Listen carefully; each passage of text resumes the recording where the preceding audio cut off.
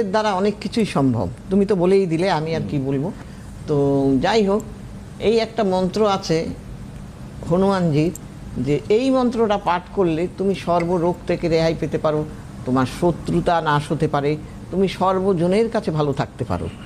হ্যাঁ, সেই মন্ত্রটি হলো ওং হনুমতে রামদূতায় রুদ্রবতায় সর্বশত্রু সংহরণায় সর্ববশীকরণায় সর্বরোগ হরায় রামদূতায় স্বাহা। এই মন্ত্রটা যদি আমরা রেগুলার পাঠ করতে পারি, আমরা অনেক কিছু মানে দিক থেকে ভালো থাকতে পারি। এরকম বহু মন্ত্র আছে, আমি মাঝে মাঝেই বলবো এক একটা করে।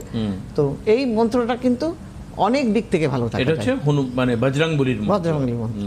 হ্যাঁ, আর এমনি তো শর্টে বলা যায় ওং হং হনুমতে নম, সেটা একটা আলাদা। আর এইটা হলো এতগুলো জিনিস নিয়ে আমি কাজ নিয়ে বলছি, যেমন শত্রুনাশ, হ্যাঁ, যেমন শরীর আরোগ্য, এটাও আমাদের দরকার জীবনে।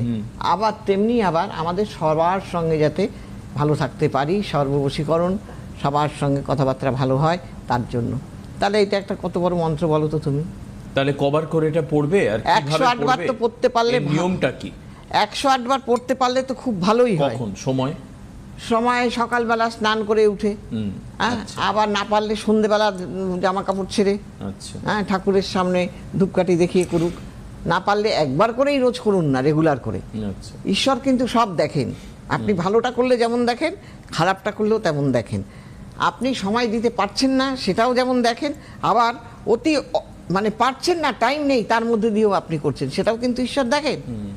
কাজেই আপনি আপনার সুবিধা মতন করবেন।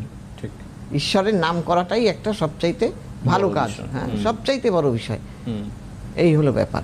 ঠিক, আপনারাও তাই করবেন। আমরা প্রত্যেক দিনই কিছু না কিছু